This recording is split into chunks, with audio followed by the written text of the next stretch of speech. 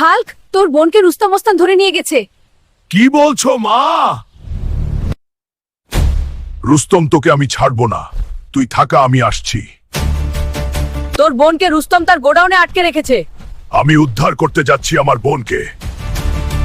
আমার বোনকে কেন ধরে আনছিস?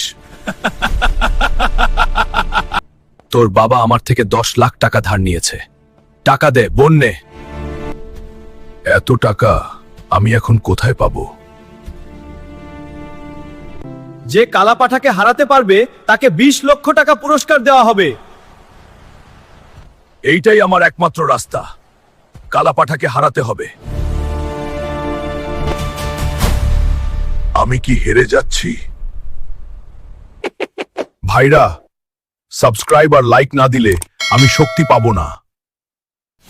এখন আমার পালা। ও সবাইকে ধন্যবাদ সাবস্ক্রাইব করার জন্য।